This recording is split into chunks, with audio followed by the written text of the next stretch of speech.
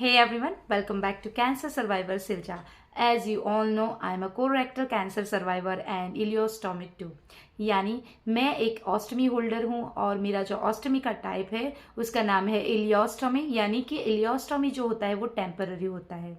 Ileostomy के साथ बहुत सारी मुसीबतों का सामना करना पड़ता है, लेकिन शुरुआत के दिनों के बाद धीरे धीरे जब टाइम बीतता जाता है तो ये सारी प्रॉब्लम्स जो है वो कम होती जाती है, क्योंकि हम इसके साथ यूज टू हो जाते हैं। लेकिन फिर भी बहुत सारी ऐसी प्रॉब्लम है जिसको सही से हैंडल करना बहुत ही ज़्यादा ज़रूरत है। तो फिर आज इन्हीं सारी चीज़ों में से एक के बारे में बात करेंगे, यानी इलियोस्टोमी के साथ पेट में दर्द क्यों होता है और उसके रीजंस क्या होते हैं और उसको हम कैसे सॉल्व कर सकते हैं।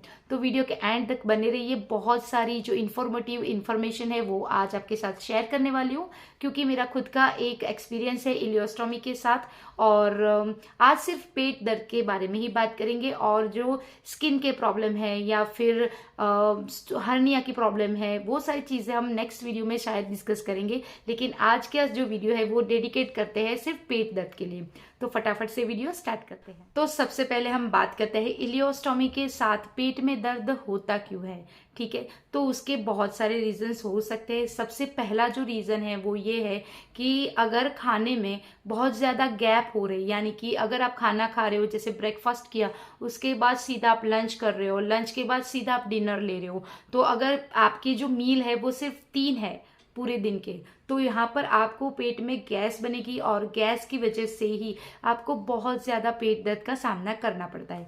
तो इसके लिए आप क्या कर सकते हो, सबसे पहले तो अपना जो दिन है वो पूरा प्लान करके रखिए और एक शेड्यूल बना के रखिए। हर रोज़ उसी टाइम पे खाना खाइए, जिसकी वजह से आपके जो इलियोस्टोमी है उसके मोशन के ऊपर और जो आपका पेट है वो एडजस्ट धीरे धीरे होने लगेगा और आपका जो गैस बनना है वो भी कम हो जाएगा और उसके साथ साथ दर्द भी आपको कम होने लगेगा। तो सबसे पहले आप अपना मील प्लान कैसे करोगे कि सबसे पहले सुबह उठकर आपको सुबह, क्योंकि पूरी रात का जो हमारा फास्टिंग होता है तो उससे तोड़ने के लिए आप पानी ले सकते हो, और पानी के बाद आप तुरंत थोड़ी देर में ही आप अपना दूध या फिर नाश्ता वगैरह है जो वो आप ले सकते हो। और ट्राई कीजिए कि सुबह उठ के तुरंत ही आप कोई फ्रूट वगैरह ना ले, क्योंकि उसकी वजह से मेरा खुद का एक्सपीरियंस है कि कई बार मैंने ट्राई किया है और अलग अलग फ्रूट्स के साथ मैंने स्टार्ट करना शुरू किया था, लेकिन जो पहला जो सुबह का खाना होता है वो अगर मैं फ्रूट लेती हूँ तो मेरे जो इलियोस्टोमी में ब्लॉकेज कभी कभी पार्शियल हो जाता है और जिसकी वजह से मुझे परेशानी होती है। तो उसके बजाय मैं ये करती हूँ कि सुबह उठ के मुझे अपनी चाय के साथ मुझे रोटी खाना पसंद है, तो पराठा है या फिर रोटी है आप या फिर पोहा है, आप इस तरह से कुछ ले सकते हो जो कि आपकी इलियोस्टोमी में फंसे ना। ट्राई कीजिए कि सुबह उठकर तुरंत ही कुछ भी आप फ्रूट वगैरह ना ले, उसकी बजाय आप जो है वो खाने में ग्रेन्स वाला कुछ भी खाए, जो कि आटे वाला हो, या फिर आप पोहा ले सकते हो, उपमा ले सकते हो, इस तरह की गर्म नाश्ते वाली आप चीज़ें ले सकते हो, जिससे आप अपने इंटेस्टाइन में ब्लॉकेज जो है वो उसका खतरा को कम कर सकते हैं। उसके बाद हम नेक्स्ट बात करते हैं कि नाश्ते का जैसे ही ख़त्म होता है तो आप उसके 2 घंटे बाद आप चाहे फ्रूट ले सकते हैं या फिर फ्रूट का जूस ले सकते हैं। ये सारी चीज़ें जो है वो आप ब्रेकफास्ट और लंच के बीच में रखेंगे तो होगा ये कि जो इंटेस्टाइनल ब्लॉकेज का जो प्रॉब्लम है वो यहाँ पर आपको नहीं होगा। मतलब जो 2 घंटे बाद आप जितने भी बजे, आप चाहे 8 बजे ब्रेकफास्ट करते हैं तो 10 या 11 के बीच में आप ये सारी चीज़ें जो है वो ले सकते हैं। और आप नींबू पानी भी ले सकते हैं, ऑरेंज जूस भी ले सकते हैं। अगर आप फ्रूट मतलब खाना चाहे तो बनाना है, पपाया है, एप्पल है, लेकिन आप मेक श्योर कीजिए कि उसके साथ उसके छिलके यानी पील्स ना हो, क्योंकि पील्स जो है वो अक्सर ही इलियोस्टोमी में फंस जाते हैं और इसकी वजह से भी हमें एब्डोमिनल पेन जो है वो रहता है, तो उसकी वजह से भी ये सारी चीज़ें होती हैं। तो ये तो हो गया कि ब्रेकफास्ट के बाद आप 2 घंटे बाद क्या खाएंगे।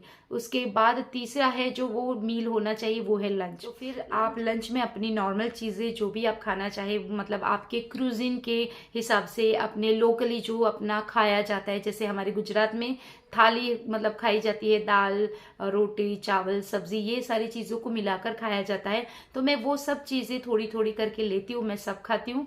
तो आपका जो लंच है वो ऐसा होना चाहिए। लंच के बाद आपको सीधा डिनर नहीं लेना है। बीच में अगर आपने 1 बजे खाना खाया है तो 3 से 4 बजे या 3 से 5 बजे के बीच में आपको जो भी खाने का मन करे थोड़ा सा वो आप ले सकते हो। लेकिन अगेन जो मैंने बोला था कि कोई ऐसा सीड वाला खाना नहीं होना चाहिए या फिर ज़्यादा फाइबर वाला जो है वो ज़्यादा नहीं होना चाहिए। मतलब कोकोनट और कॉर्न वगैरह होता है वो इनिशियली इलियोस्टोमी में फंसने के चांसेस जो है वो बहुत ज़्यादा रहते हैं। ग्रेजुअली अगर आपकी जो डाइजेस्टिव सिस्टम है वो अगर उसको एक्सेप्ट करती है तो वहाँ पर ये सारी चीज़ों का प्रॉब्लम बाद में नहीं आता है। तो बाद में अगर आप खाना चाहिए तो लिमिटेड क्वांटिटी में आप ले सकते हैं। लेकिन शुरुआत के दिनों में आपको बनाना कोकोनट और कॉर्न जो है वो टोटली आपको अवॉइड करना होगा। और अगर आप शुरू कर रहे हैं तो थोड़े थोड़े अमाउंट में स्टार्ट कर सकते हैं। अब आते हैं सीधा डिनर पे। डिनर आप चाहे जितने भी बजे ले लीजिए, लेकिन मेरा एक प्रेफरेंस रहता है कि जो मेरा डिनर है वो मैं 8 बजे से मतलब 7 से 8 बजे या फिर 8 से 8:30 बजे तक में मैं उसे फिनिश कर दूं। क्योंकि उसके बाद अगर मैं खाना खाती हूँ तो मुझे पूरी रात जो है वो बैग अपना भरता रहता है और मुझे 2 या फिर 3 बार तक मुझे बैग खाली करने जाना पड़ता है। उसके बजाय मैं कभी कभी करती हूँ कि मैं थोड़ा सा जल्दी खाना खा लेती हूँ, और अगर रात को फिर से भूख लग रही है या फिर थोड़ा सा मंचिंग का मन करता है तो आप कुछ भी थोड़ा सा खा सकते हो। फ्रूट भी ले सकते हो, घर का बना कुछ भी नाश्ता भी ले सकते हो, और आप दूध भी ले सकते हो। तो इससे होगा क्या कि आपको जो थोड़ा थोड़ा गैप के में अंदर आपको खाना है उसमें आप अपना शेड्यूल पूरा बना के उसको खा सकते हैं, और ज़्यादा गैप नहीं होगी तो आपको ज़्यादा गैस नहीं बनेगी। तो सबसे पहला तो जो है इलियोस्टोमी में गैस बनने की वजह से जो मतलब पेट दर्द होता है उससे आप अवॉइड कर सकते हो। दूसरा रीज़न ये होता है इंटेस्टाइनल ब्लॉकेज, यानी ब्लॉकेज जो होता है वो कई तरह का होता है। मैं ब्लॉकेज को लेकर भी वीडियो एक डिटेल में बनाऊंगी, लेकिन यहाँ पर हम बात कर रहे हैं ब्लॉकेज के बारे में कि ब्लॉकेज होता क्यों है।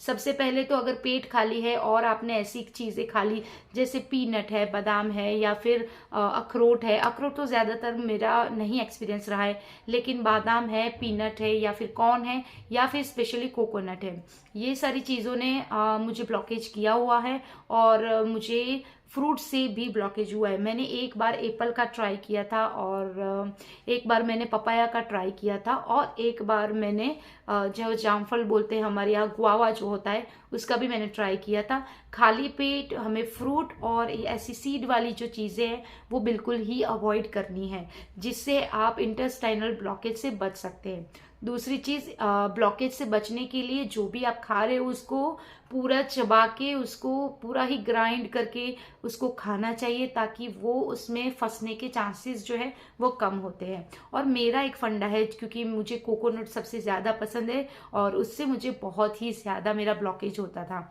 तो इसको मैंने सॉल्व करने के लिए एक चीज़ ये करी है कि जैसे मैं खाना खाती हूँ उसके बाद में थोड़ा सा कोकोनट में ले लेती हूँ, तो खाने के साथ वो कोकोनट जैसे मिक्स हो जाता है तो वो ब्लॉकेज नहीं करता है।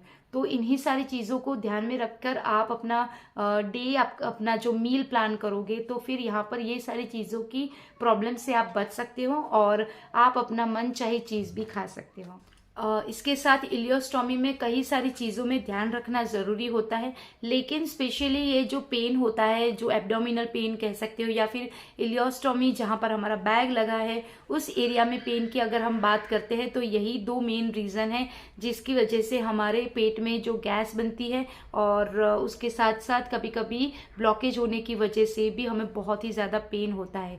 तो आप अपने पेन को दूर करने के लिए सबसे पहले तो, अगर पेन बहुत ज़्यादा रहेगा, अगर गैस ज़्यादा बन गई है और तो उसको सॉल्व करने के लिए थोड़े थोड़े टाइम में आपको खाते रहना चाहिए। दूसरा, आपको पानी और या फिर लिक्विड जो भी है वो आपको थोड़े थोड़े अमाउंट में खाने के बीच में भी लेना चाहिए, ताकि ब्लॉकेज भी नहीं होगा और खाना अच्छे से पास भी हो जाएगा। ठीक है, दूसरी चीज़ ये है कि अगर ब्लॉकेज बहुत ज़्यादा हो चुका है तो उस टाइम पे क्या करोगे। देखिए मेरा जो है वो पार्शियल ब्लॉकेज 1-2 बार हुआ है, फुल ब्लॉकेज मेरा नहीं हुआ है। तो और एक बार ऐसा भी हुआ था कि 3 या 4 घंटे के लिए मेरी हालत जो है वो बहुत ही ज़्यादा ख़राब हो गई थी। तो उस टाइम पे मैं क्या करती हूँ, जब मुझे फ़ील होता है कि यहाँ पर कुछ फँस गया है, तो सबसे पहले मैं अपना बैग निकाल देती हूँ। चाहे बैग कल लगाया हो, आज लगाया हो, नो मैटर, लेकिन मैं अपना बैग जो है वो मैं निकाल लेती हूँ और फिर उसके बाद मैं रेस्ट मतलब अच्छे से अपना कुशन वुशन लेके मैं अच्छे से बैठती हूँ और थोड़ा थोड़ा मैं अपना पानी का बॉटल साथ में भर के बैठती हूँ और थोड़ा थोड़ा सिप करके मैं अपना पानी पीना स्टार्ट करती हूँ। उसके बाद मैं हल्के हाथों से अपना जो इलियोस्टोमी का एरिया है मैं उसके अराउंड थोड़ा सा मसाज, बिल्कुल भी उसके ऊपर आपको वेट नहीं देना है, सिर्फ आप कह सकते हैं कि अगर ये इलियोस्टोमी का यहाँ पर स्टोमा है तो आप इस वाले एरिया में सिर्फ ऐसे सर्कल मोशन में, मतलब आप हाथ धीरे धीरे उसको सहलाए तो वो धीरे धीरे जो, हाँ मतलब उसमें जो भी फंसा होगा वो धीरे धीरे करके बाहर आता है। मेरा कोई ऐसा नहीं हुआ कभी कि पूरा सीड फंस गया हो, यानी कि पूरा कॉर्न का या फिर पीनट का पूरा दाना ही उसमें आ गया हो, वैसे नहीं हुआ है। मेरा हुआ है कि अगर मैंने चबाया नहीं है ठीक से और उसके जो टुकड़े हैं वो बड़े बड़े हैं और वो फंस गए, ऐसी वाली चीज़ें मेरे साथ हुई है। तो इसमें ये वाली चीज़ आपको फ़ायदा करती है। उसके अलावा आप हॉट बाथ जो है वो ले सकते हो, मतलब शावर भी ले सकते हो, आपके वहाँ पर टब अवेलेबल है तो उसमें भी आप बैठकर अपने जो एब्डोमिनल मसल्स है उसको आप रिलैक्स कर सकते हो और इसमें फ़ायदा भी करता है। उसके अलावा पानी पीने के बाद अगर थोड़ा आप वॉक करोगे तो भी जो अंदर फंसा है वो आसानी से निकल जाता है। लेकिन मेरी आपको एक सलाह है कि अगर ब्लॉकेज आपको ज़्यादा लग रहा है और आपको जो पेन है वो आप सहन नहीं कर सकते हो तो आपको ज़रूर डॉक्टर के पास जाना चाहिए। घर पे बैठ के आपको रिस्क नहीं लेना चाहिए। लेकिन ये तो मेरा एक्सपीरियंस था। एक बार जैसे मैंने बताया था कि मेरा 4 घंटे तक मेरा ब्लॉकेज जो था वो रहा था, तो उस टाइम पे ये हुआ था कि मैंने सुबह जो गुआवा खाया था उसकी वजह से पूरा ब्लॉकेज अंदर हो गया था, फ्रूट जमा हो गया था। तो उसी की वजह से मुझे बहुत पेट में दर्द हो रहा था और बहुत ही पेनफुल सिचुएशंस जो है वो हो चुकी थी। लेकिन उस टाइम पे फिर बाद में मुझे वॉमिट हो गया, जो भी मैंने ऊपर से खाया था वो पूरा ही खाना 2-3 घंटे बाद ऊपर का पूरा निकल गया, नीचे फ्रूट मतलब जो मैंने सबसे पहले खाया था वो अंदर फंसा हुआ था, जो कि गर्म पानी और मैंने इनो ट्राई किया था उससे मुझे निकल गया था। लेकिन मैं बिल्कुल आपको सलाह नहीं देती हूँ कि आप घर पे ही उसे सॉल्व कीजिए। अगर आपकी प्रॉब्लम ज़्यादा है तो प्लीज़ मेक श्योर कीजिए कि आप डॉक्टर को या फिर जो भी आपकी स्टोमा नर्स है आप उसको कंसल्ट करें। ये तो आपके साथ मैंने मेन रीजंस जो है वो मैंने शेयर किए, लेकिन उसके अलावा रॉ आप गार्लिक और रॉ आप अगर ऑनियन आप खाओगे तो गैस बनने के 100% चांसेस है। और अगर वो गैस इजीली पास हो जाता है एनल से या फिर बैग के अंदर तो कोई इश्यू नहीं है। तो पूरा वीडियो देखने के लिए thank you so much. I hope कि मैंने आपकी जो इलियोस्टोमी के साथ पेट में दर्द वाली जो प्रॉब्लम है उसको मैंने सॉल्व किया होगा। और अगर इसके अलावा आपके और भी कोई क्वेश्चंस है तो यहाँ पर आप कमेंट बॉक्स में डाल सकते हैं, मैं उसके ऊपर भी वीडियो बनाऊंगी। और अगर आपने मुझे अभी तक फेसबुक या फिर इंस्टाग्राम पर मुझे आपने कनेक्ट नहीं किया है तो वहाँ पर जाके आप मुझे फॉलो भी कर सकते हैं और वहाँ पर आप मुझसे मैसेज करके बात भी कर सकते हैं। तो पूरा वीडियो देखने के लिए thank you so much. See you soon.